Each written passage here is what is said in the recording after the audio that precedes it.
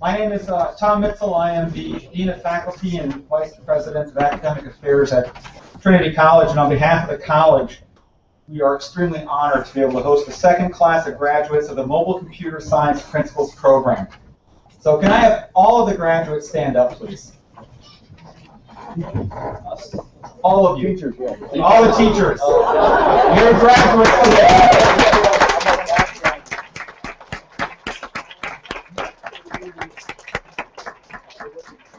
I know some of you gave your presentations yesterday. They were excellent. We'll have more of them today. I wanted you to be recognized to the audience. It's a very unique collaboration between Trinity College and the Hartford Public School Systems and the Connecticut chapter of the Computer Science Teachers Association and the Hartford area high schools. So it really branches across a plethora of disciplines in such a great way.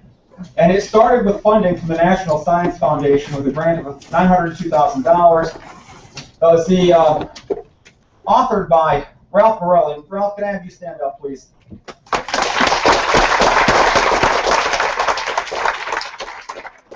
As Ralph will tell you, no idea in science goes forward from one singular mind, and he worked with an incredible group of people, both in developing the idea, trying to get it implemented across the different high schools, and then bringing everybody to the campus. I can't thank everybody, but I would like to also recognize Chinma Uche, the Connecticut Computer Science Teachers Association. Chinma, can you please stand up?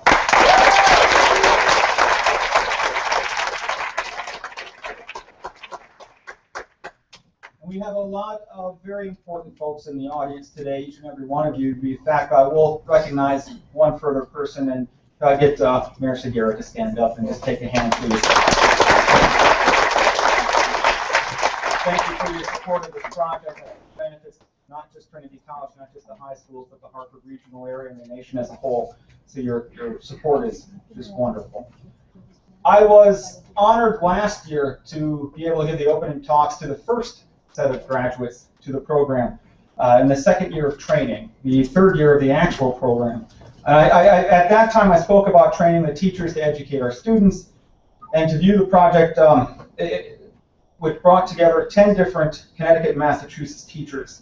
And to show the power of that particular program, the following May, we met here again on campus for the first annual Mobile CSP Expo. Those 10 teachers went back teaching this program, and we gathered 45 to 50 students showcasing 30 different projects here at Trinity College. Those were projects that were taught to them over the past academic year. And to show you the level of those projects, one of them won a national award. And so what is going on here is reaching the students at a just wonderful, wonderful area.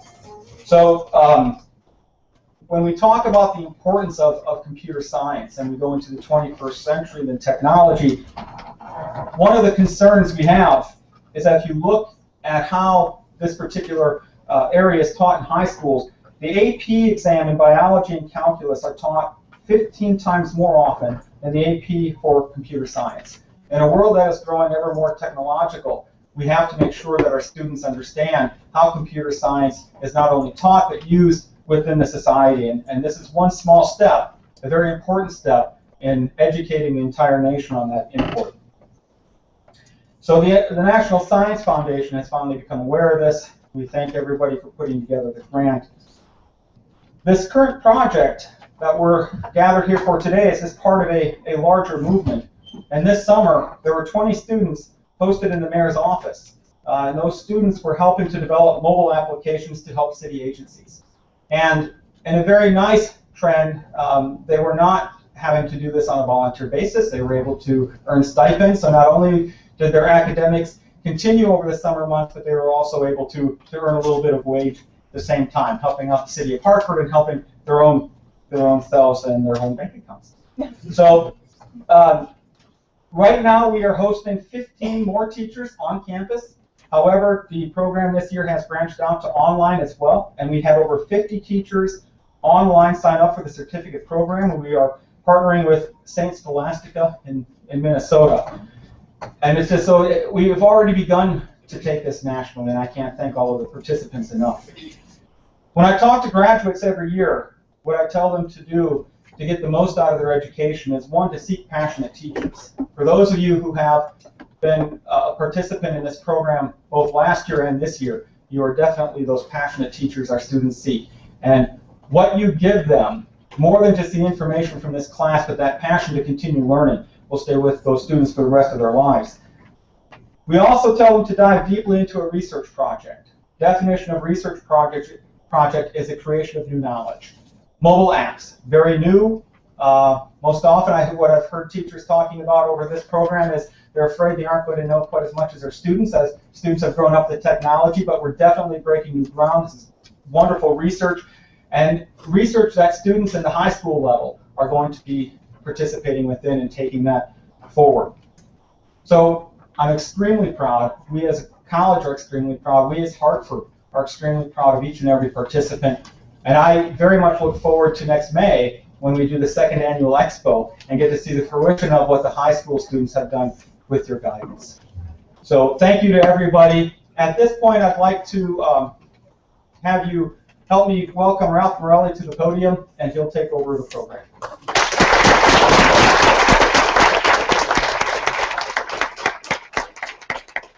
Now you're going to go first.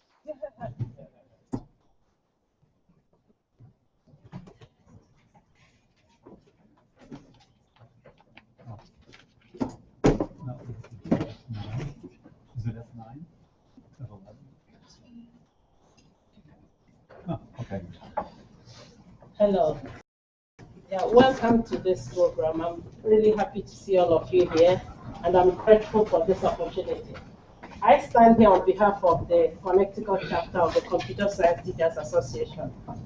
We are a membership organization of K-12 teachers and some college professors who find that computer science affords students unique skills that are not being taught in other subject areas. And because of that unique opportunity it gives students access to more job opportunities. And so if we don't teach computer science to students, we actually not only limit them with skills, we don't give them equal access to jobs. So as a group, we are really volunteers in our own right. So we finish school, we meet from 5 to 7. These teachers, some of them drive more than 1 hour to come to our meetings. But what we do mainly is to advocate for computer science for all students K to 12. So what has happened nationally is in the last few years, some states have accepted that there is need to have computer science required for graduation in this century. This is basic skills. If you talk to the students and you realize the type of things they learn, these are things every student needs. And the students who don't get them, they are going to be limited. So we need every student getting it. Before this 2013, we had only 12 states that recognized the need with our advocacy to have high school graduation requirement. By the end of 2013, it had grown up. Currently, we have 23 states accepting computer science as a graduation requirement. 4 states are in the pipeline. Unfortunately, in our state, we haven't moved forward that much. Yeah. So we haven't moved forward that much. There is a K to 12 standard. Computer science is being taught in other states from K to 12. There are aspects of computer science every child can learn. What should be taught at a particular level, these are available. So I'm here to really plead with you to help us support the computer science initiative and give every student in the state access to computer science. At the national level, so part of our advocacy effort gets to even Congress. So we have these 2 bills that are in the House of Rep and in the Senate. The House of Rep bill there, by December, before 2013, we had only 2 people sponsoring the bill. By end of December 2013, we had 29 people sponsoring the bill. July 7, 78. By August 1 this year, we have 110. Altogether, 112 because of the 2 people who piloted the bill. We are lucky in our state to have Congresswoman Elizabeth Esty as part of that number, but we need more. That's you need to really talk to your representatives to help us. What bothers us most is the limitation in access to opportunity for students who don't have this skill. In the Senate, there is a bill, so if you want to find more about the details of these bills, you can just type their names in Google, you will see what's going on, and you can monitor the progress. It's been introduced in the House. Senate 1407 is just, we only have 3 co-sponsors at this moment, but we need more. Please, I appreciate your being here, and I want you to help us give every student in the state access. I have students in my classroom who have internships at Google. Now, when you have that student because of taking simple courses like this, and the other student who doesn't have it, what have we done to the other child? Please, the earlier we start addressing it, they are all coming in. By the time they come in, if you talk to them, they knew virtually nothing about this. Our teachers knew nothing coming in. But being given the chance, they have skills now. When they speak in languages that seem foreign to the ordinary individual. It is just because they have been given 1 year exposure to computer science. Let's give more students a chance. Thank you very much.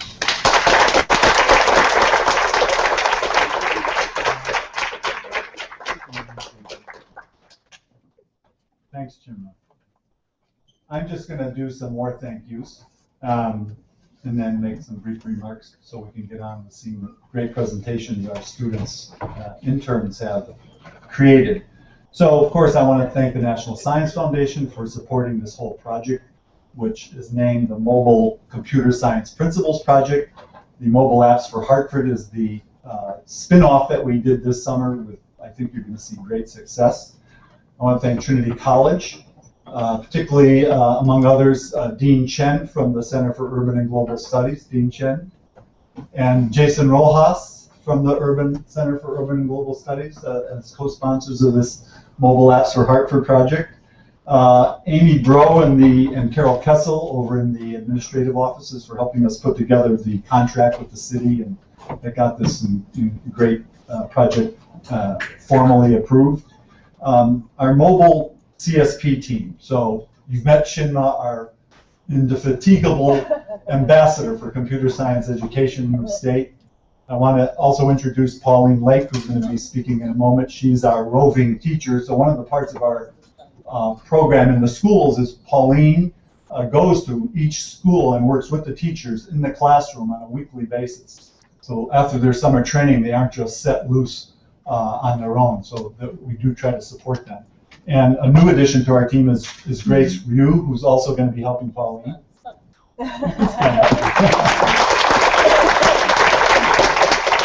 Grace is an undergraduate at Trinity, and she's going to be doing visits in the neighborhood, so schools that are close to Trinity.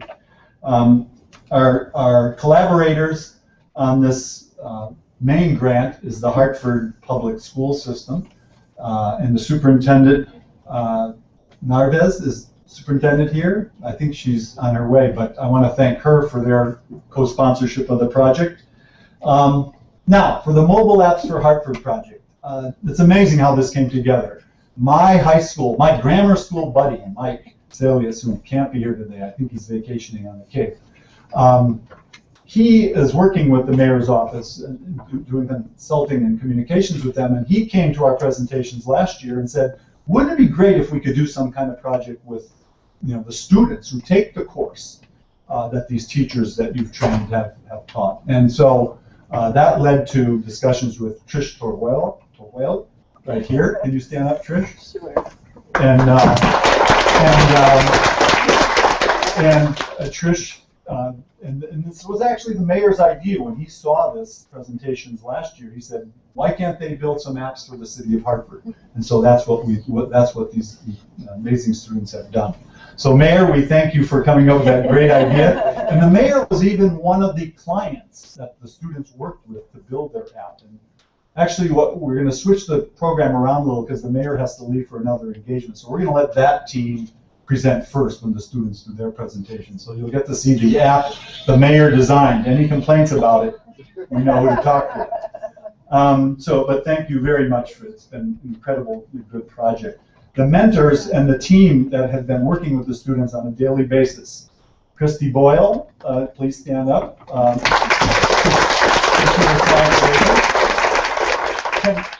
Kenneth Thomas, a rising sophomore. And the lead instructor, Joe Kess. Joe is one of the teachers we trained last year. He's a biology teacher and computer science teacher at Wethersfield High School. I checked with my daughter who went there. She says he's a good teacher. But seriously, you folks have helped create a model project. And you weren't here yesterday, but one of the students, Grady, is that it? Did I get your name right? She talked about how Christine convinced her to change from being happy with just being a graphic artist and to learn how to code this summer. And that's what this is all about, getting students to see the power that you have when you do learn to code. Finally, the last thank you is to our teachers. So I want all of last year's teachers to stand up who are here. There's Mike McCausland's here, Jim DeSestis, Betsy July, Raul Vargas. They're the ones whose students you're seeing sitting up here and whose presentations you're going to see in a moment. Now I'd like this year's cohort to stand up.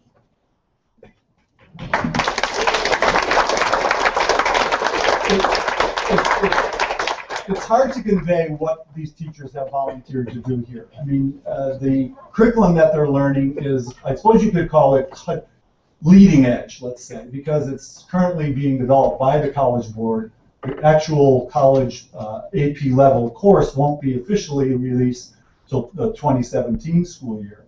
But I would call it bleeding edge, because right in July, they changed the curriculum just like they did last year. So it's being changed under our feet as we're learning it.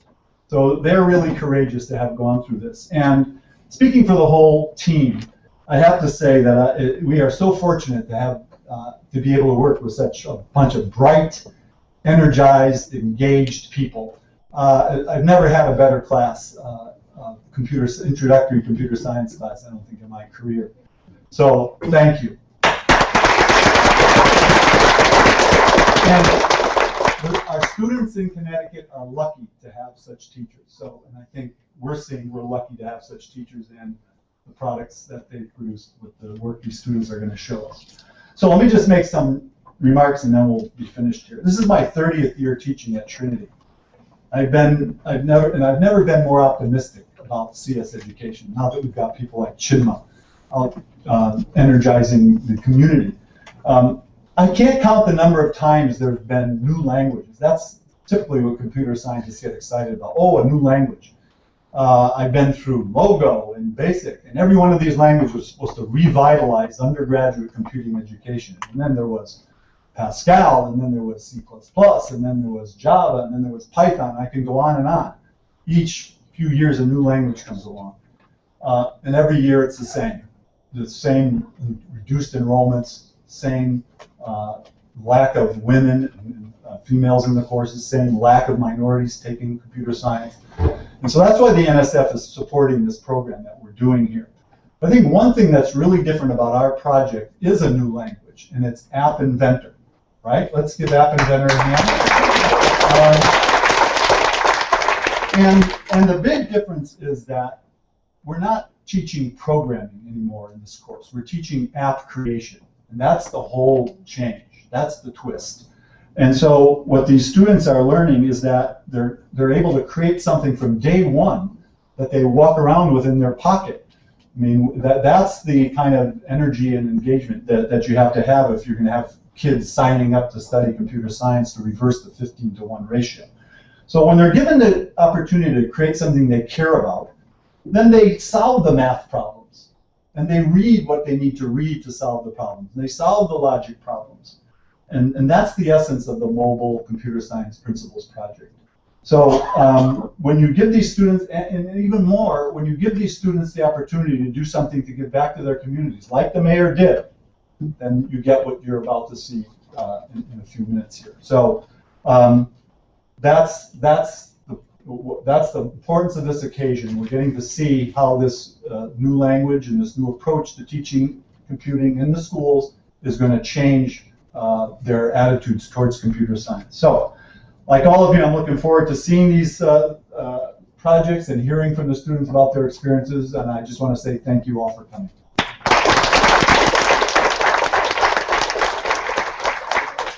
And now I'm going to introduce Joe Kess, the lead instructor, who's going to show us the presentation.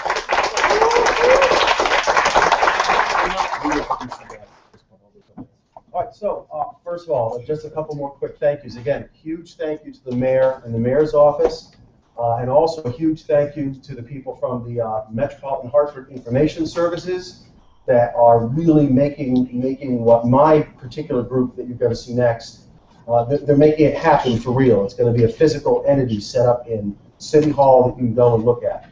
So with that, could we have the mayor's app, City Hall, up here? And I'll let you guys take over. No.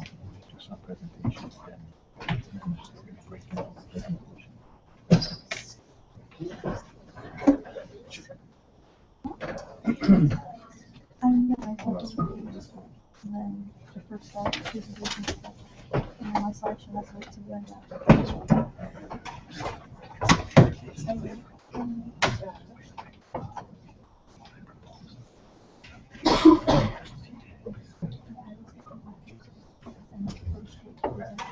So the app we made for the mayor is Welcome to City Hall.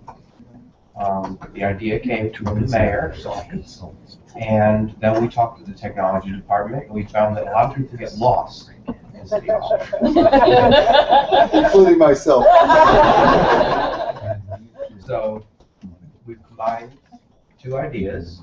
One where it would be a kiosk type thing, where they would come up and it would allow them to get directions to location. And then another thing where they allow for sending messages to the mayor. They wanted to put feedback. So let me introduce myself. I am Christopher Marks. I go to Hartford Management College Academy, and I was taught by James Saskis up there. I'm David Deere. I go to Hartford Public High School, Academy of Engineering and Green Technology. My teacher was Michael McCausland. I'm Mary Zadadi. I went to Hartford Academy of Technology and my teacher was Dr. Rogers. I'm Ben Truex. I'm a senior at Weathersfield High School, and my teacher was Joseph Kess. A general overview of our app was, like Chris said before, the purpose was to guide people around City Hall and provide a way for people to message the mayor directly in his office. So it's going to be set up as a kiosk where when you walk in, you'll be able to see maps and lists of all of the offices and departments in City Hall, as well as commonly asked questions like, where do I go to pay my parking tickets, or birth certificates, land properties, car taxes, stuff like that. And it's a list of all of the offices. We want to be able to help people find the offices that they need through interactive maps. It displays arrows going along the screen to stairs or elevators, whichever you'd like to choose, along the fastest route to the office. And again, the other large part of our app was Ask the Mayor, which sends a message through Google Drives and Google Voice to the mayor's office through their associates. Okay, so I'm going to walk you guys through a demonstration how to get to the mayor's office. So you'll click List of Offices and Directions. You'll click Search by Department. You'll scroll all the way down until you see Mayor's Office. You can choose either stairs or elevator. So if you want a QR code to get the directions, you scan it. You can text it to your phone. If you want to go straight to the map, hit the cancel button. Once you get to the map, you'll point to the stairs that you want to take, and then it'll point to the mayor's office. Then after 2 minutes, this will pop up saying if you want to continue, then you press yes. If not, start over. Just press no. say you didn't know where you wanted to go. That's what this button is here for. This reason I'm not sure what office. So say you tapped it, it shows you a list of buttons comprising various frequently asked questions about where I need to go. Say you're looking for birth certificates, so you would tap birth certificates. You can choose your method of travel. And you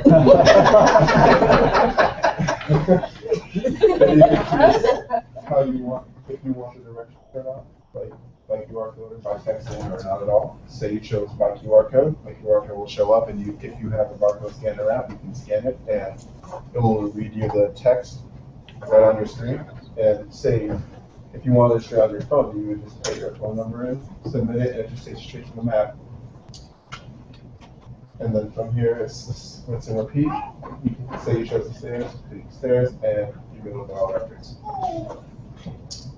And for our idle clock there, if you take too long on the screen, then it will ask you if you want to go back or not. You can choose yes to keep looking, and no, just go straight back to the main menu.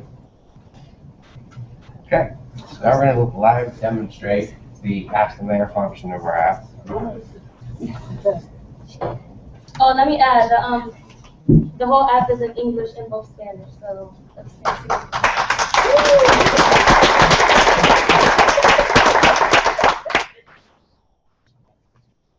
So press Ask the Mayor a question. We have over here, we can record our message, or we can go and type our message. So let's just record a message. Hi. Couldn't catch it. Hi. It wrote it there so that we can edit it if we accidentally made a mistake. And then we confirm our message. It would go to Google Drive, and then you press OK, and it would be sent.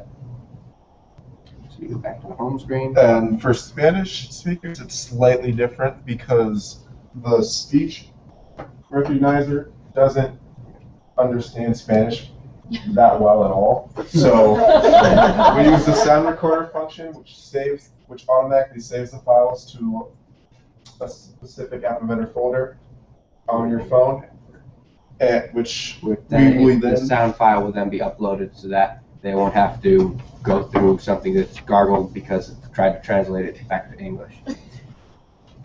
The reason for the voice recording was that sometimes people are having difficulty using the Android keyboard.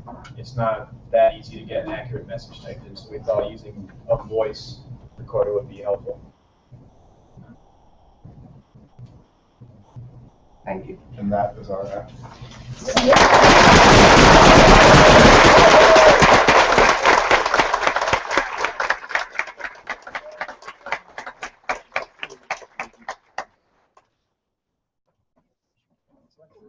Any questions? No one curious? Everyone knows everything? Back there.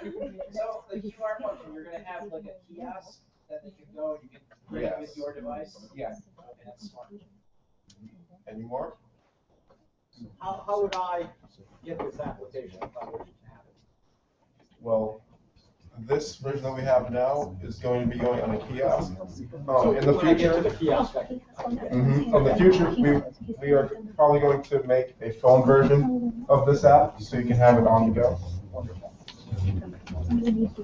Any other questions? What was the biggest challenge that you faced in developing the app? Yeah. Well, the biggest challenge I think was getting like the information on where everything was exactly, because the City Hall didn't really have an up-to-date map. So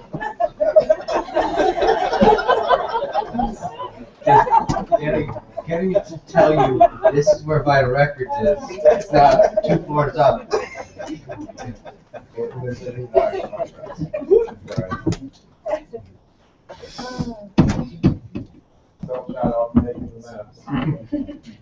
If I could follow up on that, since the old map was out of date, I guess the an assumption that people will move offices, things will move around in the future. How easy would it be for you to update this particular application?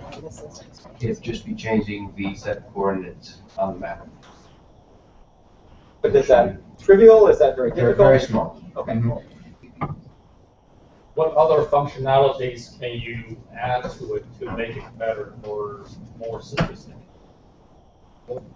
We were thinking there are some functions in this version that can be confusing to a user that would just come up off the street and not know where to go. So we were thinking of maybe clarifying a few of those functions.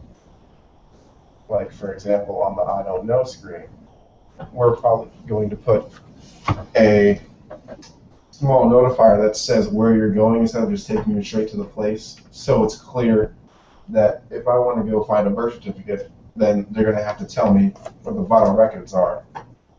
That'll let you know that the vital records are there. Yes. Would you like to look at something like this again? Yes. Definitely. Oh yeah. Have you guys, yesterday when I was talking to people, they were saying, how are we going to maintain this going on? You guys ever thought of setting up your own business for this? I'm just putting a seed in there. That would be kind of cool, wouldn't it? Yeah. Good way to think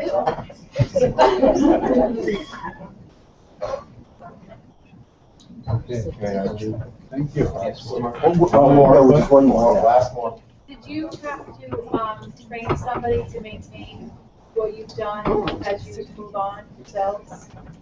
Well, we were thinking that maintaining it, they could still probably contact us if they really needed to change something big. It is a little bit dynamic of where some of the offices could change and some of the locations, like where the kiosk is going to be located, whether it's going to be to the left of the center or up a floor or down a floor. So that would take very long to change. If I can follow up on that just briefly, we're planning to talk to the mayor's office today about the project that would allow the students to continue during the year maintaining this and the other attributes. So yeah, we're thinking about that. Good question. Thank you very much.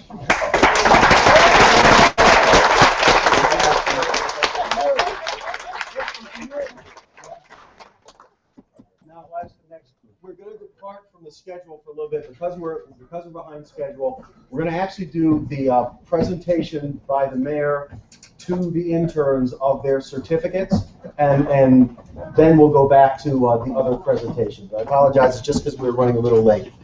So,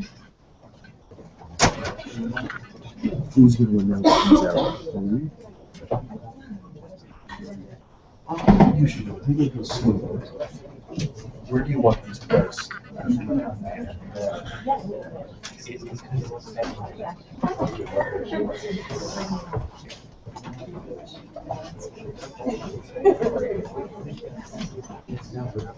Did you reorder them? Because Patty's so much. Oh, so she's going to do it first. Okay.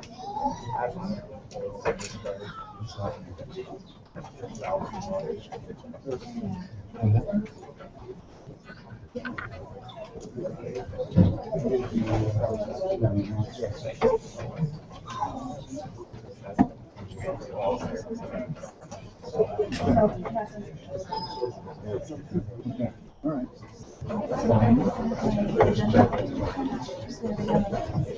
This? Okay. You want us to the mayor? You handle the mayor. Oh, all right. You want me to do that? Yep. Mr. Mayor? So we're gonna ask Mr. Mayor if you could come up and help us hand out the certificates. So where do you want us?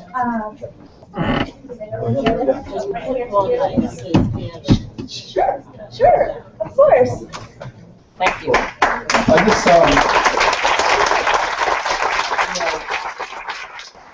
when you get to be my age and you're in the process of getting older, you start to get very concerned about your future and what it's going to be like. And I just want to say that you're just so impressive that I feel a sense of comfort and relief that you will after we move on to our later years and you take over, that you give me a sense of security and comfort that I'm in good hands. So thank you so much.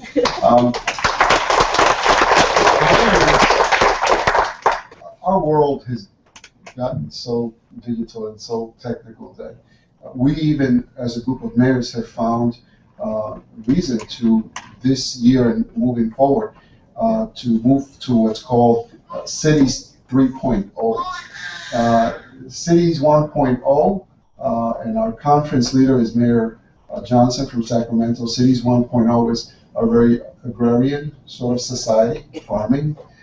Cities 2.0 was the industrial era, and Cities 3.0 is the technological era. So as we move forward with that, Hartford is one of many cities that's joining on board, and we're working with the Smartest Cities initiative to make sure that our city stays on top of the technology, and that we use technology to become a more efficient and more productive city. Just yesterday, I really appreciated the importance of technology. I was at MIT at the Plasma Fusion Center, where they take plasma and they sort of fuse it, I guess, by boiling it to 500 million degrees. And everyone from the electricians, because there's an electrical component, are technology-based, computer-based. People who measure plasma and how it's moving about within this chamber do it by using computers. So you have physicists, you have all these different disciplines that come together and they use technology.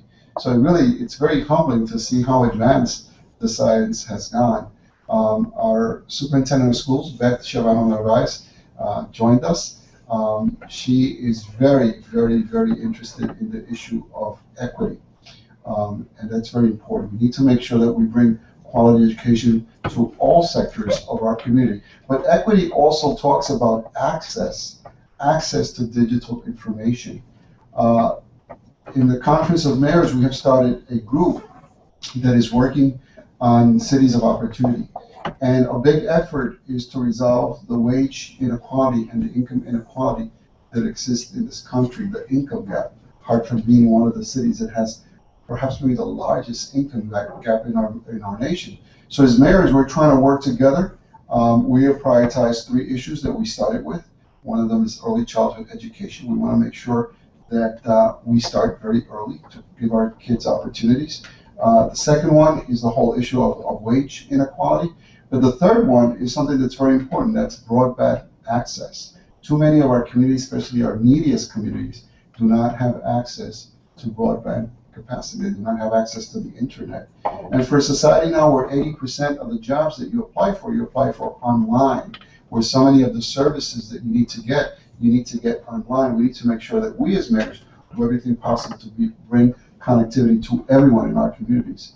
So again, I just want to thank you all for what you have done this summer. I have gone around to a series of presentations from our youth in different sectors, public safety. We did Tier 1 training today with another group of students, but this is a very interesting, because this is about the future, and this is about your future and our future as a city. So thank you again. I'm very proud of each and every one of you, and I did ask that question when they came to my office. Any glitches? And I says, yes, Mr. Mayor. You do not have a current map of City Hall. So I says, well, what do you have? And they showed it to me, and I looked at my office, my previous office as a city attorney.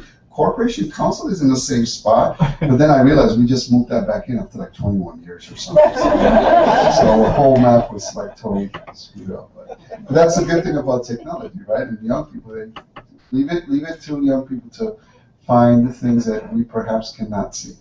They're visionaries at heart, and I want to thank and congratulate you on your efforts, all of you. Thank you.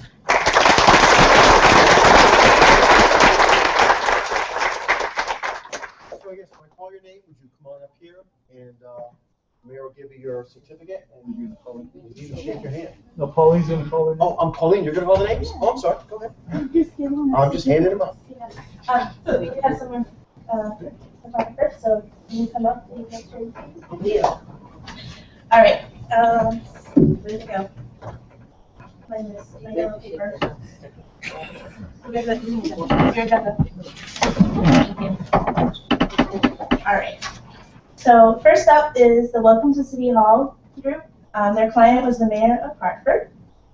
And the first recipient of their certificate of completion for the 6-week internship with Mobile Apps for Hartford is Naisha Baggett.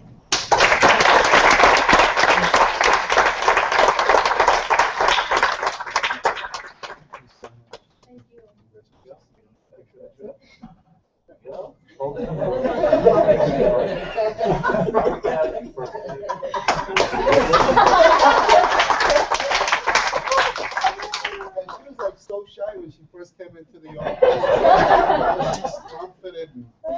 She's shy. Next up is David Deere.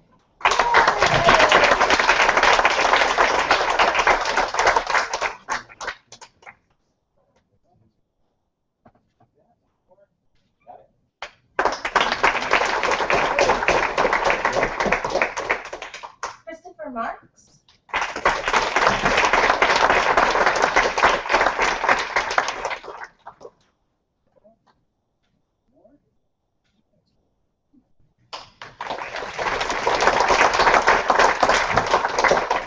Benjamin Truax.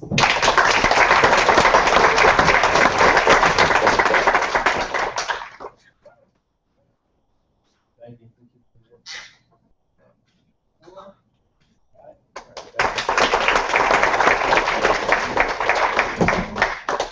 Next up are recipients who worked on the Hartford area tour. Their client was the Old State House. And the first recipient from that group is Charles Vickers.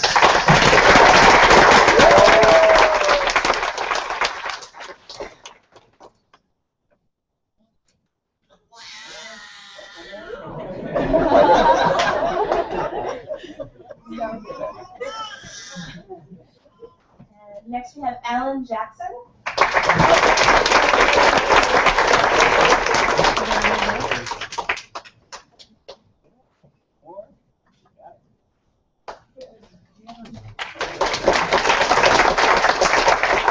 Followed by Grady Montel.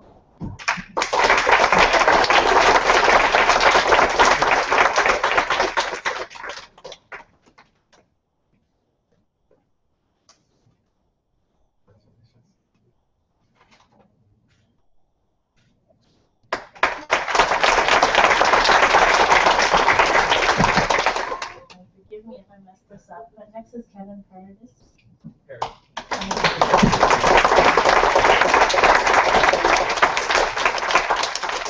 Since a whole year with him, it's still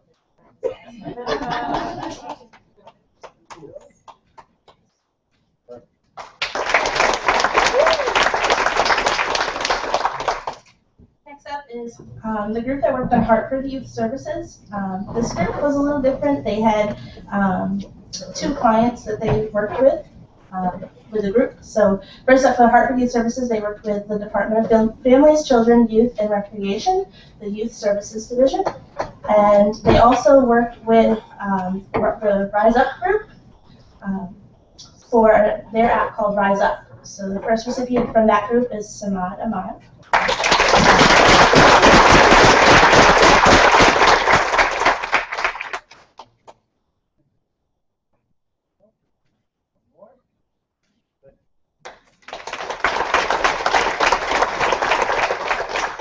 Justin Andrews.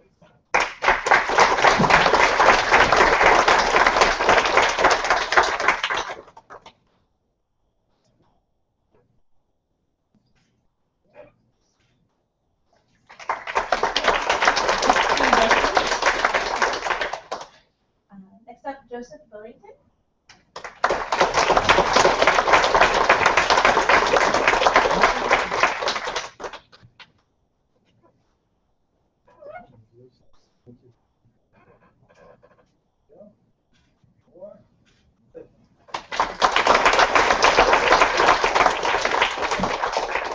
And Rashida Sammy.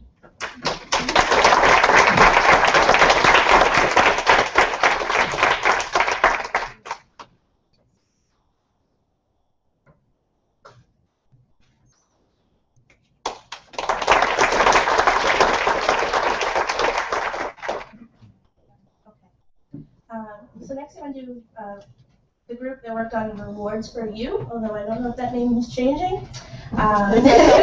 They worked with U Media with the Hartford Public Library. First up is Tatiana Ashley.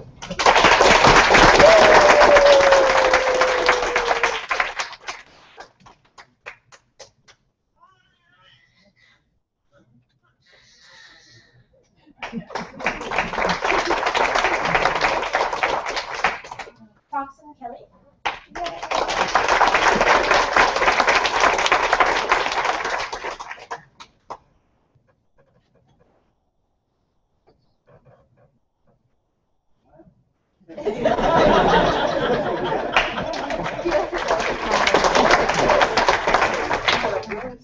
Amanda Lamano.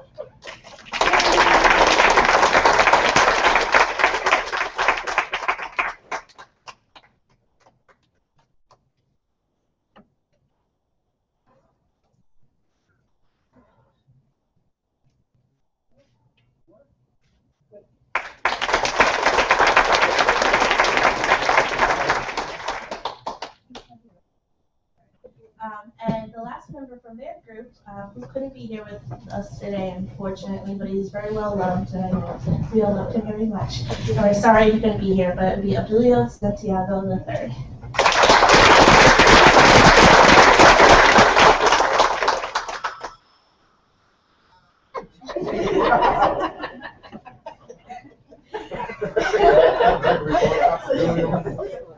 And our last group is the group TheaterWorks. They worked with TheaterWorks, and the first recipient is Alicia Chen.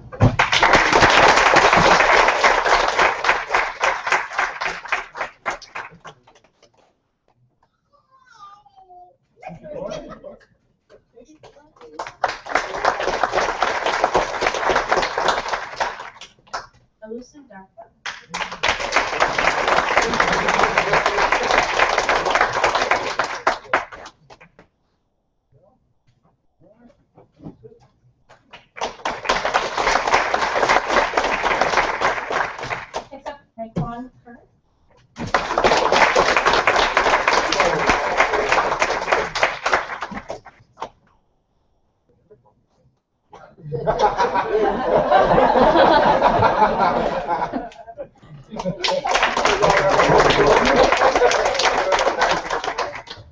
And last but not least, Sean McCarthy.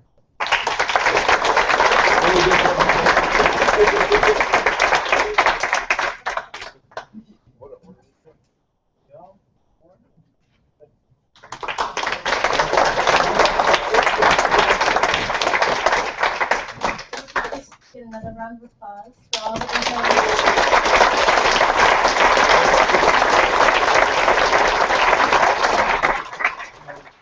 Just finally, I want to say that I had the team that worked on my app, but I'm equally grateful to all of you for the apps that you've developed for our other departments in the library and for TheaterWorks. Everything that you do really benefits our community.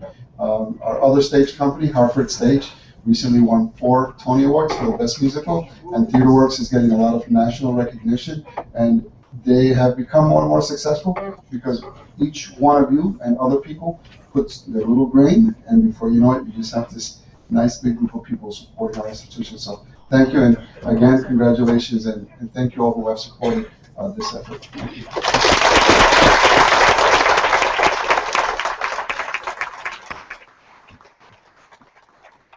Thank you very much. So now we'll get back to showing you the all the other apps. Excuse me. Sophia Sotero, our information person, who was very helpful to.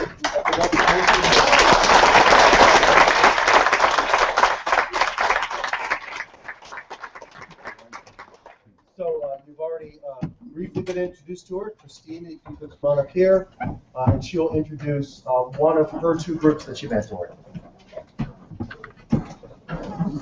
Thank you, Joe. I'm very happy to invite to the stage the Hartford Area Tour Group. Their client, Betsy Whipple, the executive director of the Old State House, is unable to be here, but she wanted me to relay the message that she is so excited and happy that she's part of Mobile Apps for Hartford.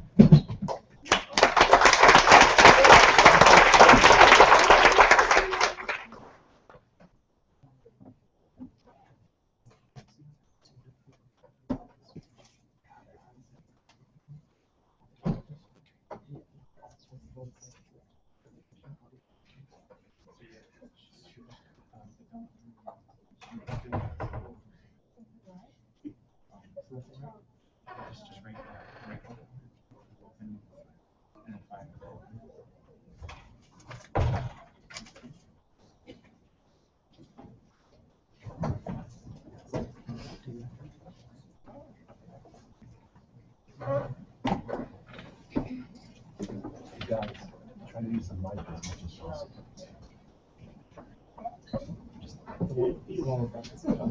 So, hello everybody, and we are the Hartford Area Tour. My name is Kevin Verdi. I attend the Hartford Man Trinity College Academy, and my teacher was James Viteskis. I'm Alan Jackson. I went to Collins High School. My teacher is Betsy Dillard. I'm Charles Bittner. I went to Pathways, and my teacher was Raul Vargas.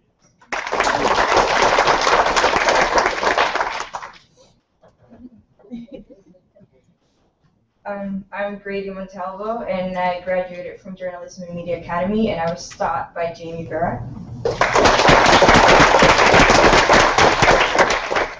So the Hartford Area Tour was designed with tourists in mind for people to come down to Hartford and explore a lot of things it has to offer. You know, of course, it's for people who are just, you know, coming by, you know, maybe they're stopping somewhere like the convention center, and they should see a lot of other things. It's just not only for tourists, you know, other people can use it as well. There's a lot more in Hartford than a lot of people give credit for. So what we've done is we've compiled a list of 40 iconic sites around Hartford, such as the Mark Twain House, the Old State House, you know, the Harriet Beecher Stowe Center, Elizabeth Park, just things that people should see when they come here. You know, a lot of these great places that are just, you know, beautiful landmarks of Hartford. So we've compiled them in lists, and we have a few features in our app that we'll go over a bit more in depth, but we have the entire list of all of them, which will allow you to see them. They're all sorted by locations, you know, neighborhoods like North End, South End, West End, and downtown. And from there, you can just kind of click on them, and it'll take you to a landmark page where you can either open up another website, the actual website for that location, or it'll open up Google Maps, and you can go from Google, it'll open up Google Maps with the address stored right there. We have another feature that allows you to create your own tour or choose preloaded tours that we think people should see. And from there, you can also take a survey that will see what kind of sites best suit you, or which ones are tailored for you. And so, with that being said, we can move on. Yeah.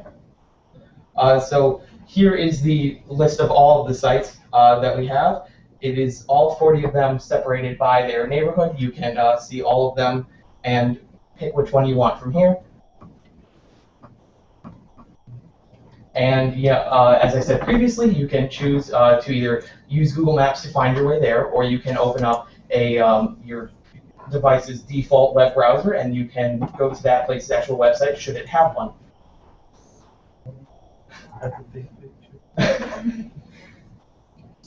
Right here.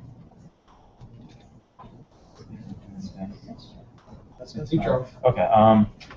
My section is Sites Near Me, and basically, Sites Near Me is part of our app where you get to see all 40 sites on a Google Fusion table, and when you click on each pin, a photo, the site name, and a description of the app pops up. And I think this is very convenient because if you want to be in a certain neighborhood, if you want to take a certain path to go somewhere after, it's a very good way to find a site near you.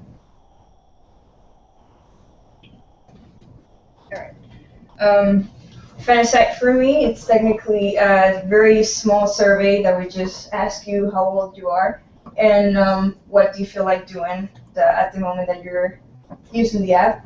That's its functionality, its purpose is for people that don't know where they want to go, or they just don't simply know Hartford at all. So after you answer the questions, and you hit find site, then you have a list of the different sites that correspond to your previous answers.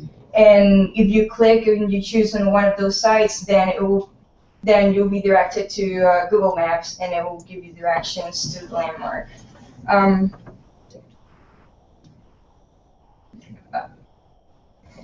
The other function is take a tour function of our app. What we did is that we chose some places that we think people need to see of Hartford, and then we divided them by different neighborhoods. So let's say that you want to go to the north end of Hartford. You click on that airplane icon, and then it will open up a fusion table like you saw for the sites near me, and it will just show you with the different pins where the locations are, and it will give you a description and also a picture and their opening hours, etc. And after that, if you check and you really like the tour, then you can go ahead and click on the tick tour, and then that will direct you to the Google Maps. The other function is create a tour, and Alan worked on it, so I'll leave you to that. Pretty much you go and pick whatever sites from the list that you want, and in the order that you pick it, it'll make a list that you can go, and Google Maps will take you through site by site from your current location, and that's about it. That's a wrap.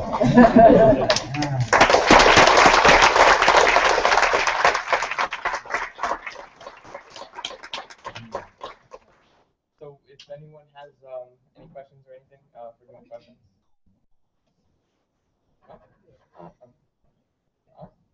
What was the hardest thing? Yeah, I guess the hardest thing, which turned out to be kind of something that's pretty neat, was copyright. So none of the pictures on Google could be used. So that turned out to be something that was pretty cool. So we had to go to all 40 locations and, give a couple weekends to take pictures of them. But, I've gone to school in Hartford for about 6 years, and I haven't seen a lot of these places. So to actually get to see them, a lot of places I drive by, like the Riverside Park, I've never been there. It's fantastic. And just to get to see all of the sites and really see what's around Hartford was a challenge, but it turned out to be pretty cool. Can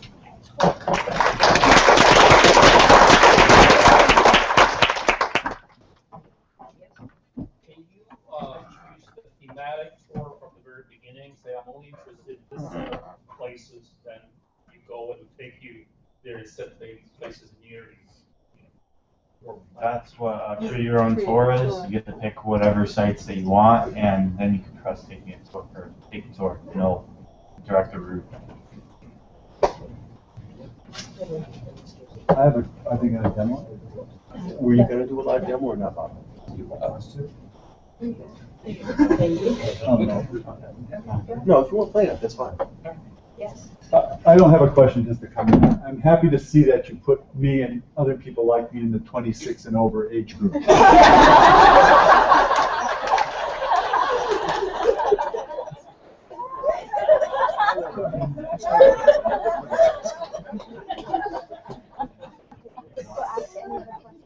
Any other questions?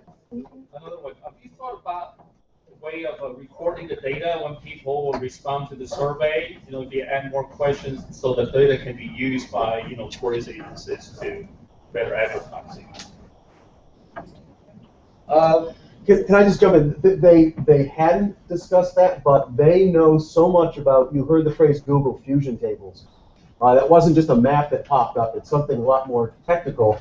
These guys learned so much about Google Fusion tables that absolutely that is something that they'd be able to do. I mean, it would take time to develop, but yeah, it could happen. For a fee, right? You have an agent.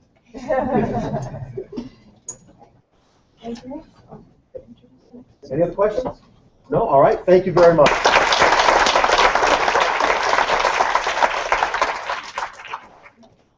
Great job, guys. I love working with you this summer.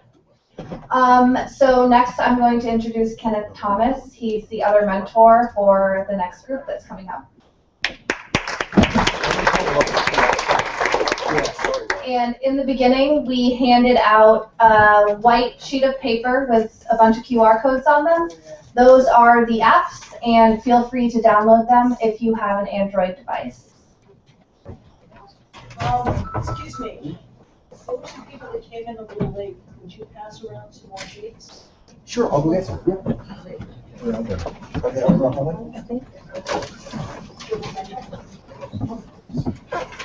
Thank you, Christy. Right now, I'd like to invite my youth service / Rise Up group to the stage to present.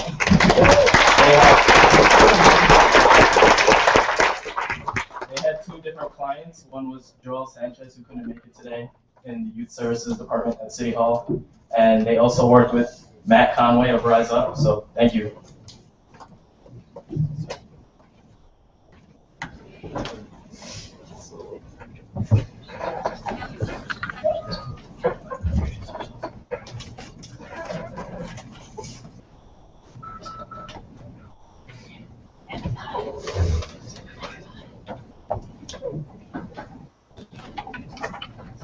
Okay, the first app that we're going to present is the Youth Services app. I'm Justin Angeles. I'm in Pathways currently, and my teacher was Mr. Vargas.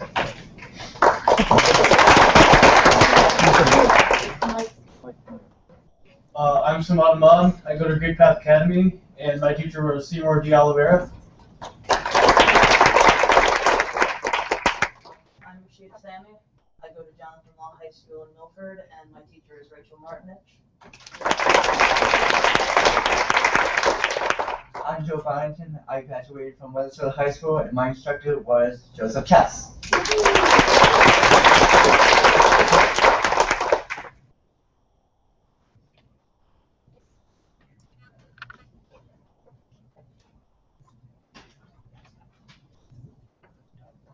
So, basically this app was meant to be a tool for people to gather information about the services offered at City Hall, mainly those that are youth serving agencies, but also some that are located in the greater Hartford area.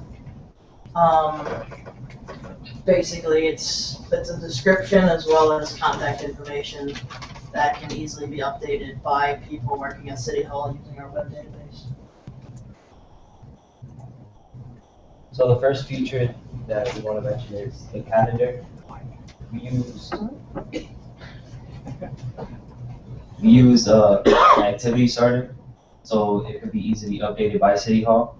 And this shows upcoming events that are held by the 53 services that are within the app. And by doing that, it allows the user to add the event to their own Google Calendar.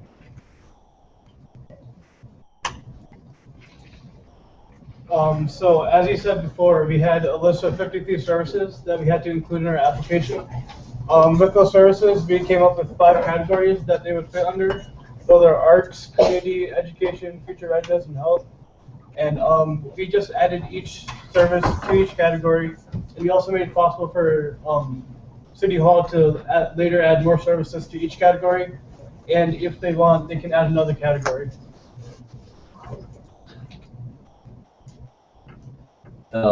This is the database, and this is where all the information will be implemented for the title, description, the phone call feature that we added, which we're going to get into, and for the directions. So it could be easily updated. So if a service were to change its number or name of the service, they could go in and just change it. And it's basically all easily updated, and it's secured by a Google account that we made, so nobody could just go into the database and delete tags and values that were added. Over here you can see what our service page looks like. Our service page has the full name of the service along with the description. You also have contact information. You can tap to call, or if there's a number if you want to write it down or anything. There's also a tap for directions that will lead you to Google Maps. And from here you can just press that and it'll give you directions back to there. Another feature that we added was the search feature. So if you were in the app before and you saw a feature that you were interested, a service that you're interested in, you can easily search it and it'll bring you to the service description and the page where it was all displayed. And it just makes it easier to find that one specific service. Alright, one additional feature that we added, I believe we mentioned this before, is the updatability. That's due to the web database we use. So here we have an example. We just put in a bunch of random information, new service name, some random number, and an example of an address. You can add all of these to the database and it'll show up right up on the app. Are there any questions?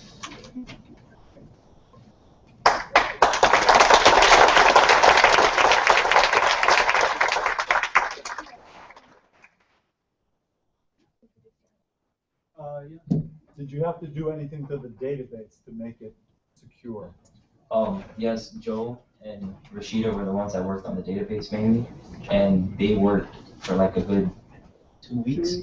2 weeks just to make that security feature work, and we were able to do it. So. And basically what it is you have to be signed into a certain Gmail account, and only that account has access to the database. Are there any other questions about this this app? Yeah. So now we'll go on to our next app, which is Rise Up. We're actually going to go into. Oh, okay. Demo? Awesome.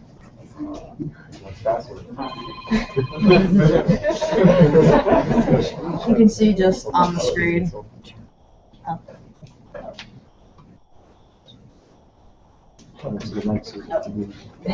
You can see on the startup screen we created a custom icon for both apps.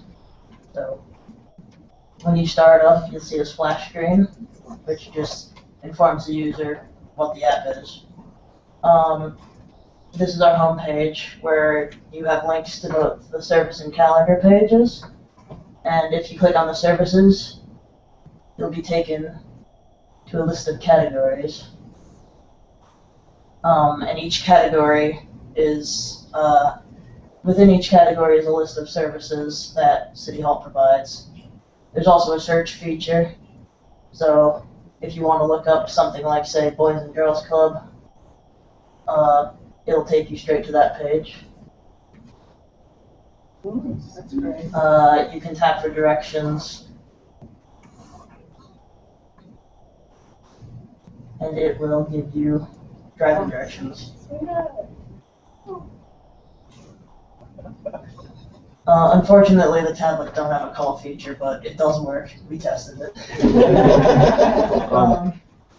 Another thing that we added that's like really unique is that every time you go into a different service, the colors change on the text. Like if you were to go into that and exit out and go back in,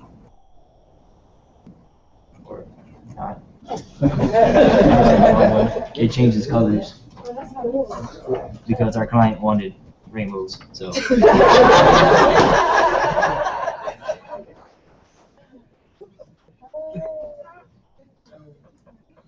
We'll be going on to our next app. If there aren't any questions. Any questions for that, about that app?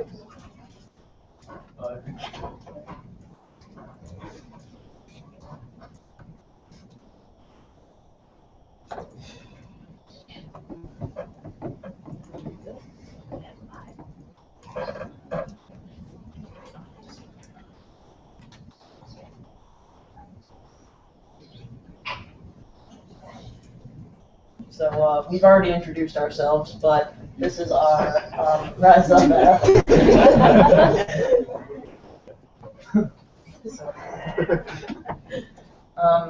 This app is intended to be a mobile version of Rise Up's website. Initially, it was supposed to be included in the Youth Services app, but due to various discrepancies between color scheme, information layout, etc., we decided it would be best if we made two separate apps. So a typical user might be a teenager who might be involved in volunteering at any of Rise Up's events, or a parent that might require services from the organization. So when you start up the app, you're taken to the main screen, which has buttons that lead to all of the services that the app provides, which are self-explanatory to promote user-friendliness. In the app, there is a calendar button which brings you to a calendar in a default browser of your mobile device or tablet. There, the calendar contains events from Rise Up. Next page on the list is the event sign-up feature, which gives descriptions of future events that are being held by Rise Up. All the information on the page can be updated using our web database, and the input form sends it to whatever email is also put into the database. The Get Involved page this gives a description of Rise Up personal, community, or volunteer champion. There's a button at the bottom of the page that says join us that will lead you to the join our team page, which is actually on the following slide. So, the Join Our Team page is similar to the event sign-up page. It allows people to register with Rise Up. Again, all the information is sent to the email of their choice.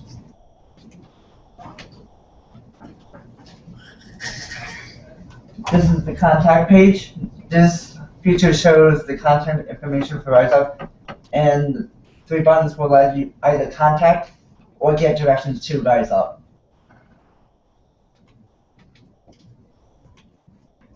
Since one of our main targets is youth, we figured social media would be a very important thing to include. So,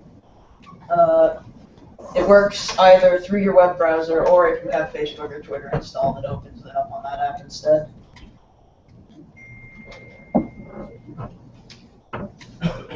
We hope this app can bring people more to Rise Up and get them more involved into the organization.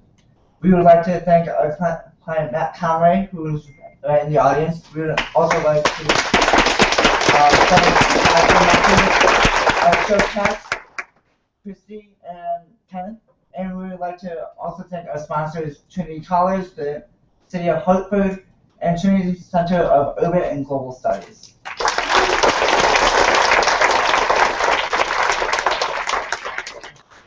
Is there any questions for this app? I asked this carefully because I'm part of the city, but what did you find surprised you about working with the city as a client? What surprised you? It was exciting to be able to work with the city. We found that they do have a lot of resources available to us, which did help in our development. And I mean, we wouldn't even be able to add services if we didn't already have an up-to-date list. But we really enjoyed working with them. Yes. Your code is really cool. Are copies of the code for this project and the other projects going to be available to teachers so we can learn from our students? We could easily make them available. We would love that. Is that for a fee?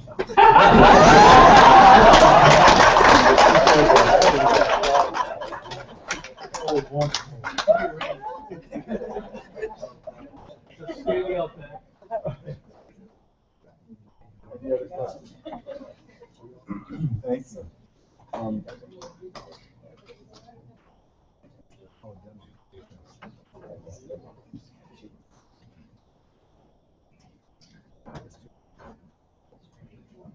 Again, similar thing, splash page, main page.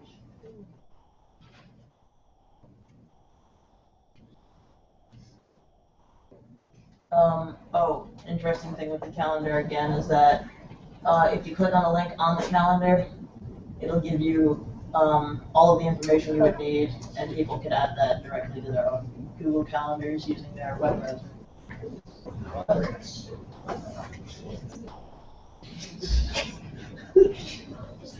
Event sign up page. Again, all of this information can be updated in the case that there's a new event that comes up.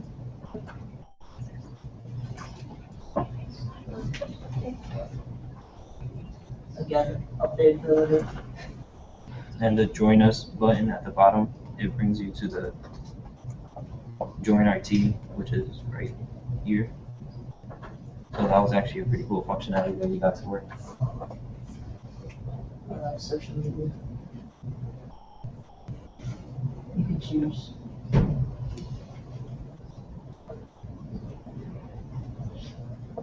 Takes you directly to their site. Cool. Yep. Thank you.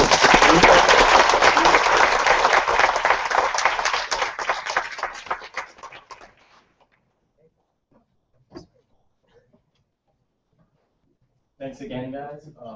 I'd like to bring up Christy to introduce her second group.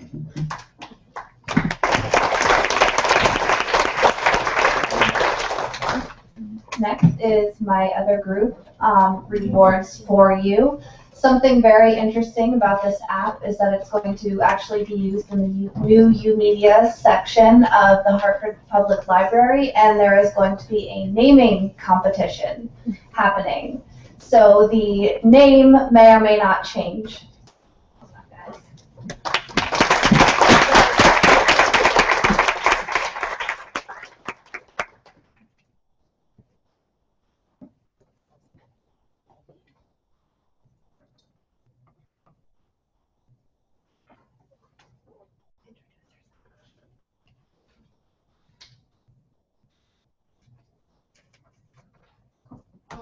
I'm Tatiana, I go to Pathways, my teacher is Mr. Vargas.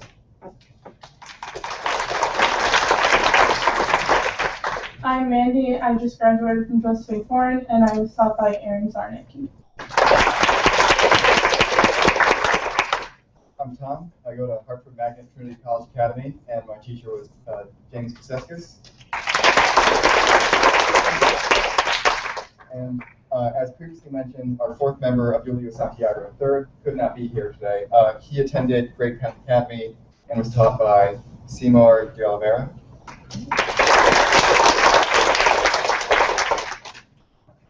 So our app, like Christy said, it was made for the Hartford Public Library. They're currently constructing like a new wing onto the library that will be called New Media, and it's a youth space that's going to be filled with all sorts of like sound systems, TVs, gaming systems, and they're trying to get youth to visit the library more and be more involved in both reading and technology. So what our app does is it's kind of gamifying an incentive to get the kids to come to the library. So when you go to the library, there will be a QR code that will be posted in the U-Media space. And you will open up your app, you sign in, and you scan, you click check in, which you'll see when we do a live demonstration on the main page. It opens up a barcode scanner. And you scan the QR code just like you would to download the app, and you're rewarded with a point. You don't get more than 1 point a day, and eventually when you start getting more and more points, like maybe 5 and then up to 50, you're able to use them to purchase a prize. So it kind of uses the prizes to like lure teenagers to the library. There are prizes like headphones, a flash drive, and then there's bigger stuff, which I think one of them is for after you come 50 times, you can get a chance to name something in the media space. So you can name something like, if I wanted to name a sound system after myself, I could do that if I had 50 points.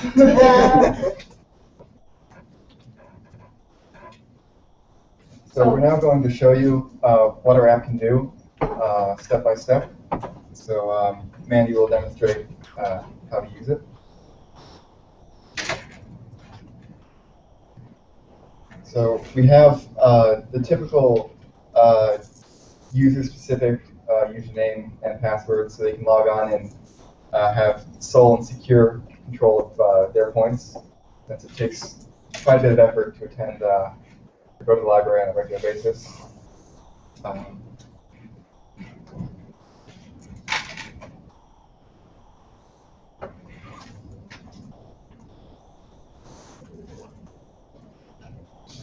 So this is the main menu. In the top left, it details the amount of points you've already accrued. And just under that is the check-in button. Now if we press that, that'll open a barcode scanner, which you use to scan a QR code in the U-Media space. When that code is scanned, you earn 1 point, and or add 1 point to your total score. The next button is the View Prizes button. It opens up what's called a web viewer, and it goes right to a Google site that has all of the prizes listed on it and the instructions of how to get one. Currently there's only like 4 prizes, but we have it on a Google site so that we can share it with our client, and she'll be able to update it whenever she wants to. So, like I was saying, one of the biggest one, if you come for 50 times, you can name something in the media space. Other things are a snack, so you don't have to buy it in the library, a pair of earbuds, and a flash drive or thumb drive.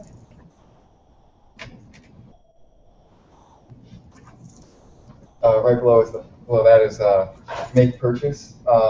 Similar to scanning points, use the QR code scanner to actually exchange your points for a prize. And so each prize has a specific QR code that, when scanned, subtracts points from your account, and then a librarian will actually give you the prize that you wish to purchase. Okay, the view of business and purchases. It's a log where you can see what you purchased and what day, and the days you came, and to scan to immediate subscription. I just created an account this morning, that's why there's nothing up there, but normally there would be. To address the issue of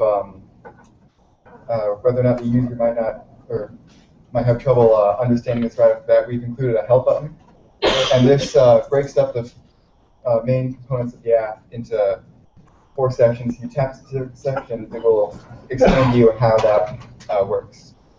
So this one details the method of actually earning points and the rules for doing so. So I guess now we'll show you how the actual scanning for points works. So if you go to the slide with the QR codes.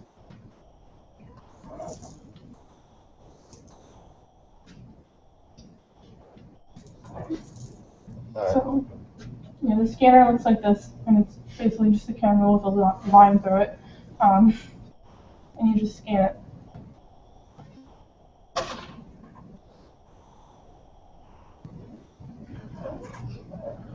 These are fickle devices when it comes to getting the angle right, the distance.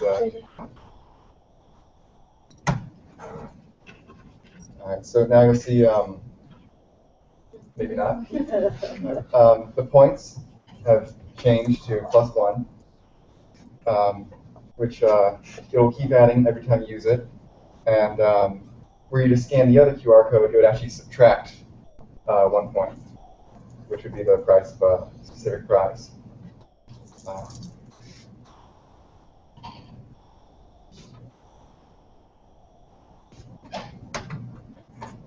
And we gave you this notifier in the event that you scan the wrong QR code. You don't lose all of your points or buy the wrong thing. So we just gave you a cancel option in case you have a last moment attack of buyer remorse. This is our app. So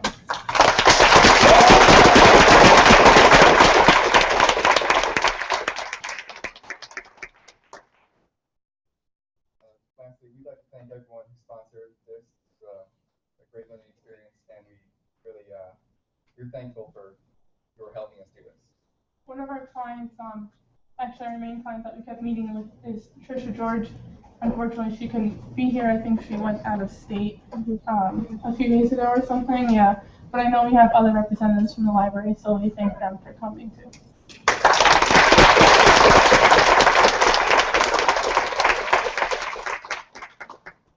Are there any questions?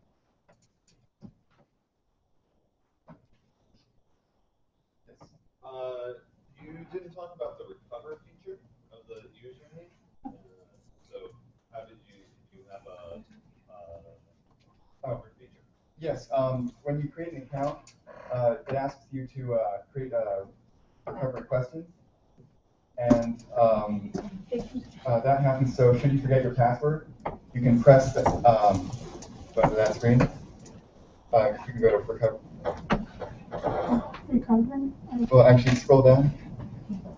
All right, so you choose a question on the bottom, and then you type in the corresponding answer. And if we go to recover account now,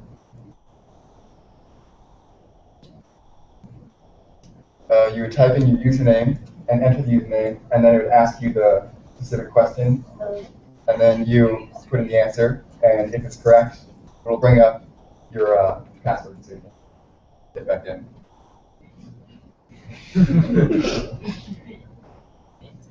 Oh. Big Oh, light show. We're out of focus. That's Hold good. on. Focus. Please roll There second. you go. Sit straight up. Oh, acceleration.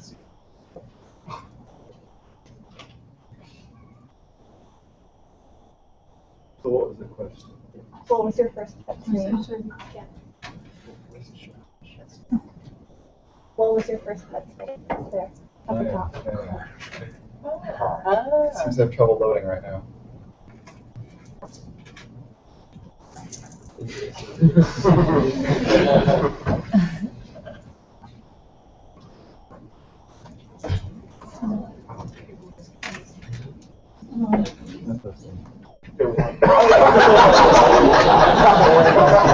What did it say? Unfortunately, it stopped working. Our program doesn't like cats. Yes. You guys have a feature that puts a control in place so people can't just take a picture of the QR code multiple times a day? We made it so the client can actually change it, so they can refresh the barcode or create a new one, so that can't happen. That was probably one of our most difficult things, is making sure they can't get more than 1 point a day and cheat. Are there any other questions? But as programmers, do you know how to get more than 1 point a day? Actually, yes, we do. Boy, the sound system is going to be named after Alright, anything else? Are there any other questions? Thank you.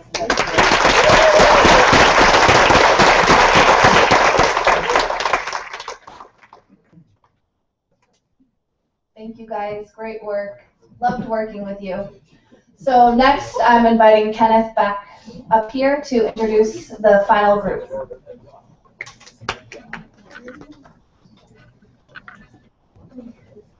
Thanks again, Christy. I'd like to invite my TheaterWorks group up to the stage. They worked on an app for the TheaterWorks company in Hartford. Their client, Freddie, who's in the back, please stand. Thank you for your communication during this process. So, one of you guys are ready, right? All right. My name is Raekwon Kerr, and I go to Hartford Public High School Academy of Engineering and Technology, and my teacher is Michael McLaughlin.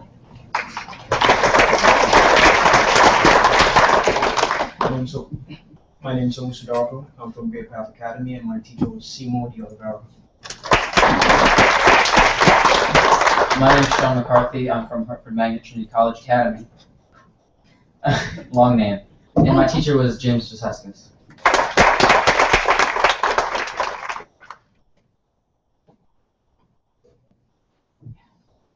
I'm Alicia Chung. I go to Toland High School, and my teacher was Ms. Bill.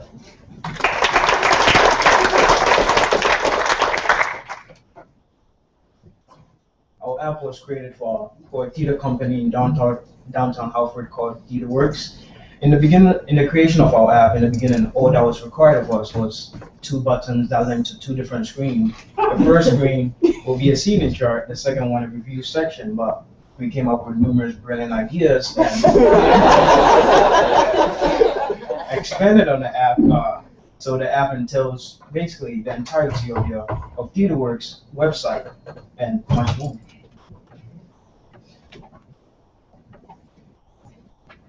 So here's a few screenshots of our home screen. And basically our home screen, we wanted to take everything from the app and try and get all the most important features together where everyone can see it right when they open the app. So we have the beautiful new black and white TheaterWorks logo. You can't see the whole thing because there's the 3 in the way, but it's there, the whole logo. And underneath that we have all the different social medias, and each of those are a button that links to their different accounts. And then this pink bar down here has a revolving slideshow of 3 different sections, the About, Contact, and Donate sections of the app. So you can read up about TheaterWorks, you can get in contact, or you can donate straight to them.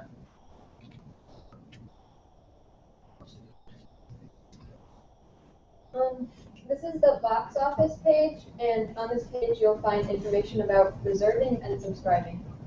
And you'll see here that it tells you how TheaterWorks doesn't use tickets. They allow you to call and reserve seats, and after that it's first come, first served. If you scroll down on the page, you'll see a call button that you can press and call TheaterWorks directly to start reserving a seat. And there's also information about subscribing, which means reserving multiple shows for the whole season.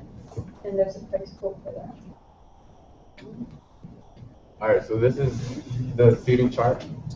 That was this first design we seen was like the first thing that I made in Adobe Illustrator. But we didn't go with that because it kind of looked confusing because it had a lot of numbers. So we made something more simple that looks way better. And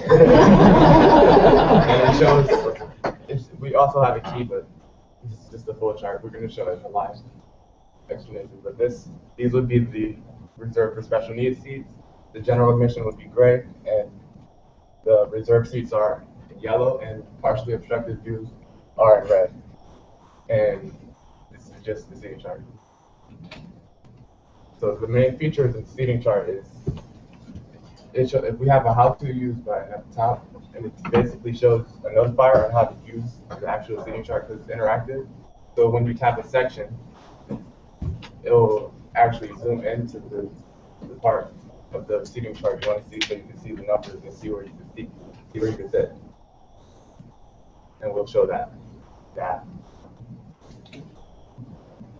All right, this is the contribute page. It's just basically it shows the sponsors, and it shows what different ways you can contribute, and it shows a letter from Rob, and it's just information on how to contribute. And we also had a donate function where you can donate to them directly using their PayPal, and it was a cool feature we got actually working. This is the directions page. So on this page, there's a little building. TheaterWorks. When you click on it, it takes you to Google Maps, and you can see where the building actually is.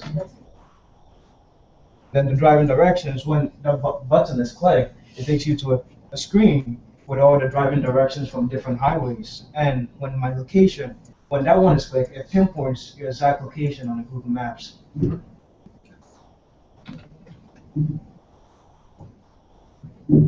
This is the top of our dining page. It's our longest page. We have all of the local dining establishments within 6 blocks of TheaterWorks in these little boxes here. They're all nice and orderly. And so on each box, it gives you the type of food, the address, and the website, as well as some specials that they have. And they're all buttons, so you can click on each one, and it'll take you directly to the website, so you can look at what they have for food or where they are, their hours, stuff like that. This is the contacts page, and on this page, it's a little bit like the dining section. So there are boxes for each employee at TheaterWorks, and you can click the boxes to directly email each employee through a new Gmail window, and it even fills in the recipient so that you don't have to type it in yourself. On this page, you can also sign up for an e-blast, which is a weekly or monthly email that they send out for updates on what's going on at TheaterWorks. So other functions of our app includes a schedule button where you click it, it takes you to a website which shows a calendar full of past, present, and future shows. Then there's a future show which presents what is currently going on, and a photo gallery with all photos from past seasons from 2001 to now. And that was all created by Alicia. That was created by Alicia, so we thank her for that.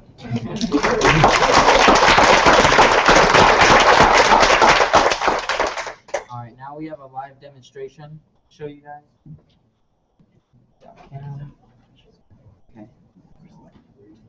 Okay. That's good. Okay. Yeah, Charles' password here. All right. So here's our loading screen. Will pop up when you open the app. We'll go into loading dots. And here's our home page. So you can scroll down and read the about, and this will change. You can watch it change. Like 7 seconds between each change, I think. There it is. It goes and changes to the next section.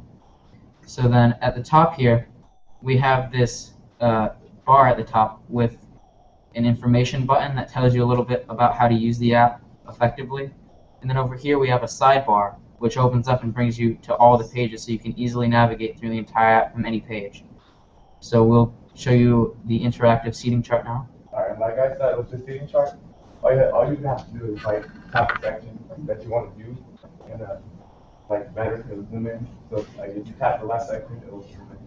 You tap the center and it will zoom in. And that's the cool feature that we added. A big problem we had was when you would hit the back button on your phone, it would exit the app. So we got around that by setting it to when that button is hit, it brings you back to the home screen. So I just hit the button and it brings you right back to the home screen so you can easily get back to the home screen from anywhere. And there's also a close app button so that you don't have to go into your phone's app manager to close out. On here. I'm not going to touch it because we're not done yet. We'll show you one of the social media pages. If we click on Twitter really quickly, it'll bring you straight to their Twitter account where you can see their photos and their recent tweets and follow them. Just click that. Hit back and it goes right back into the app. And then the donate function, which brings you to a PayPal session created individually for each person, where you can donate using either your PayPal account or just with a debit or credit card. And then the last thing is the website that we created for them, where it shows the featured show. And here we're showing the photo gallery with a slideshow that is updatable. So every time they have a new show, they can put up more pictures, and it'll just keep growing. Awesome. Anything else you want to say?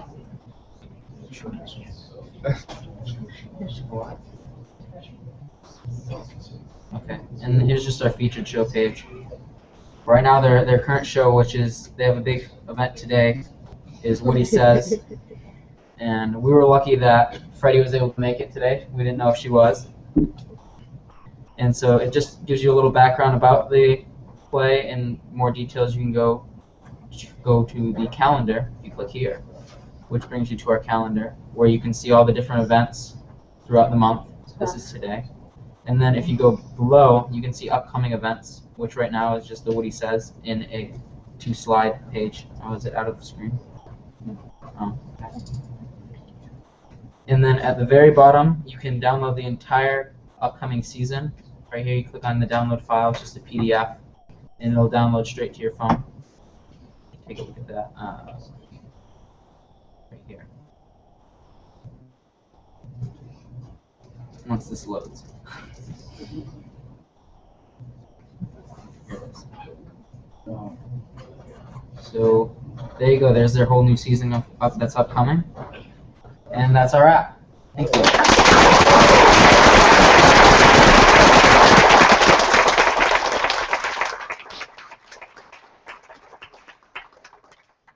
Are there any questions? Yeah, how did you guys decide on 6 blocks? Do you think that was like a reasonable walking distance, or?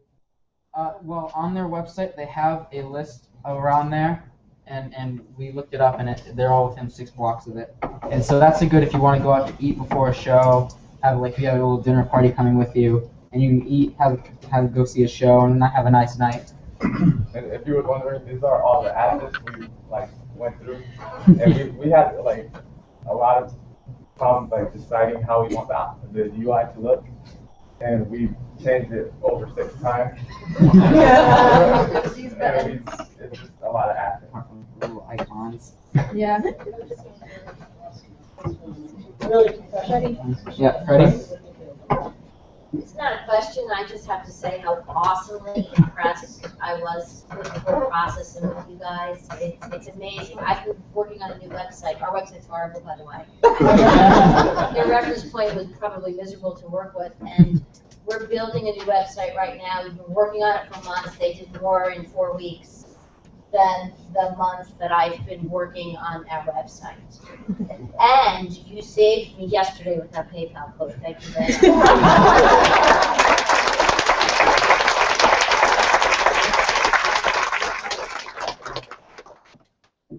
Yeah, hi.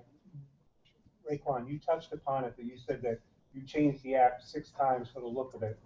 I can't tell you by all the apps how blown away I've been by the graphics that you put up there and how nice those apps look.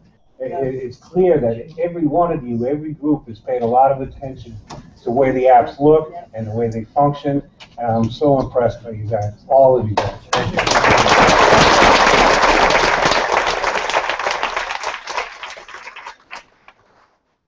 We would like to thank our mentors, Kenny, Christy, and Mr. Kess.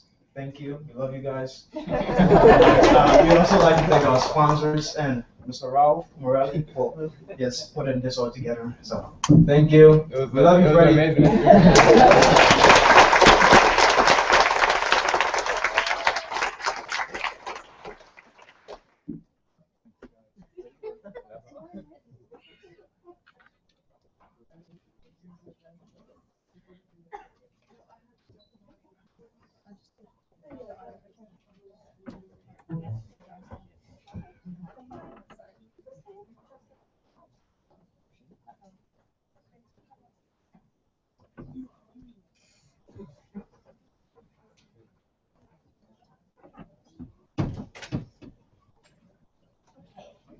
So, it's my turn.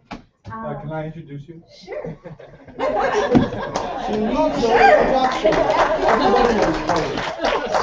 So I've been getting way too much undue credit for this whole effort. What I should explain is that I was in Rome for the month of June when all of this was being organized. And the real organizers behind it were Pauline and Trish. And on the Trinity side, it was Pauline who put pretty much all of this together with the planning for the lunch, the daily lunches, getting Mr. Kess involved, getting the mentors involved, training the mentors who were learning App Inventor in June while all this was being organized, since they hadn't studied it before that. So, Pauline, thank you for all your effort, and come on up.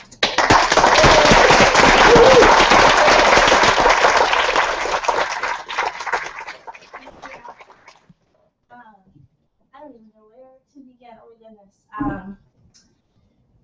So I met all of the students, well, 18 out of the 20 of you, throughout the last year when I was visiting all of last year's mobile CSP teachers in their classrooms.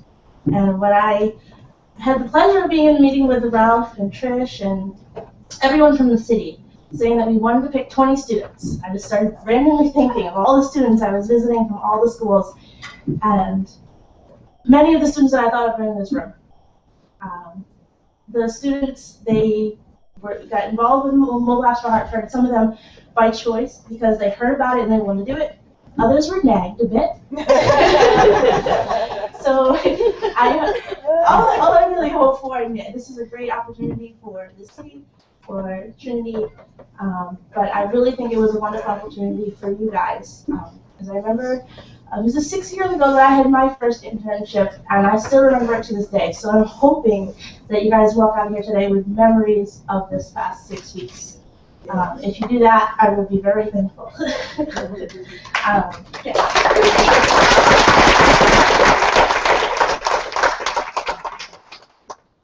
So everybody today, we've thanked the interns, we've thanked the clients, we've thanked the teachers, we've thanked all the sponsors, but there's one group of people that I really think we should thank, and that's the parents. So if you are a parent of an intern, please stand.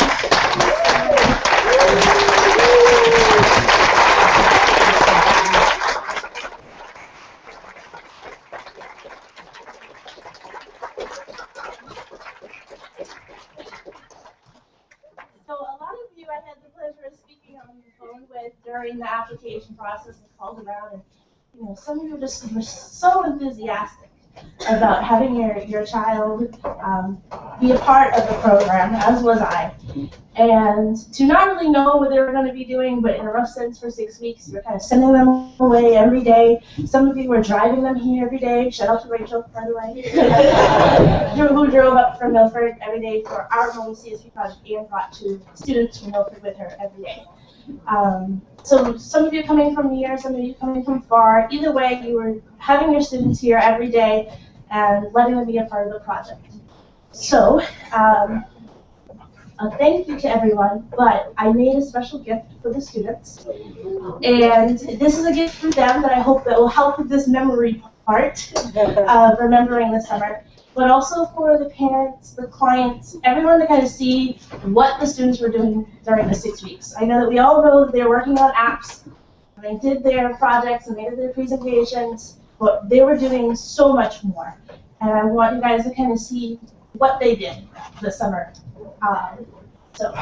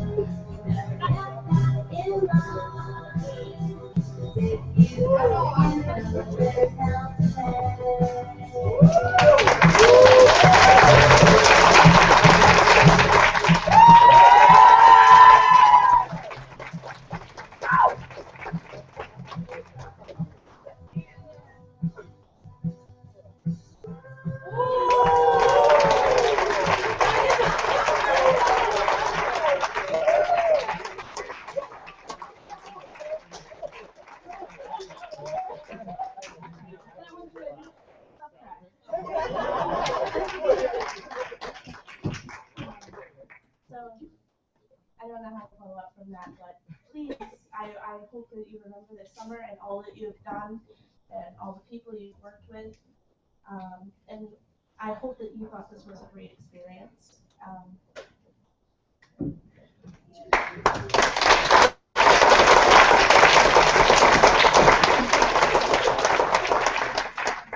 So to end this and keep the celebration going, I'm going to invite the mentors, Christine and Kenneth, to give some surprise announcements to you guys.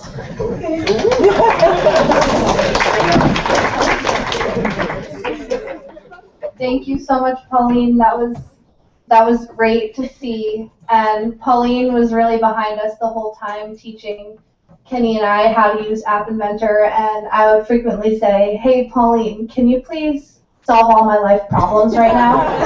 And she would say, "Okay, give me 2 seconds." So she never failed to save the day. So thank you, Pauline.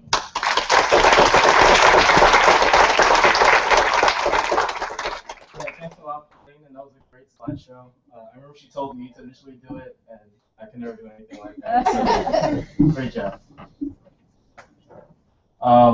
We'd like to make 2 special announcements. The first one is that the tablets that we gave you at the beginning, you guys can keep it. Hooray!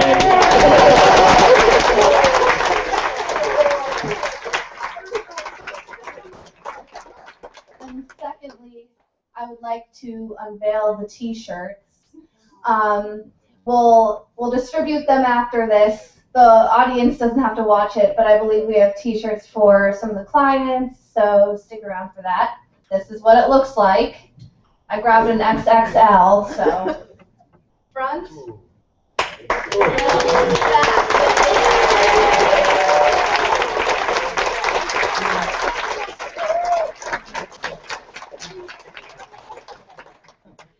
What happens if I scan that QR code? When you scan the QR code, it's sent to a site that has the QR codes for all the apps. You can see them all online and get them yourself.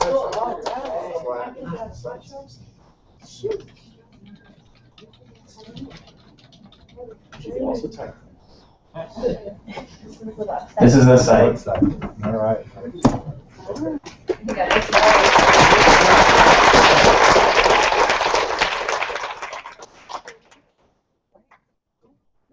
Well, I hope you enjoyed it as much as I did. I did.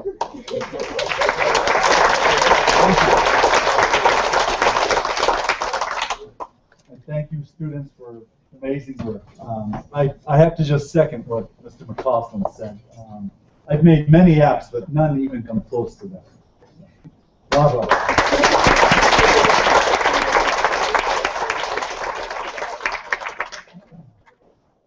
T-shirts? I want my, does the dean get one?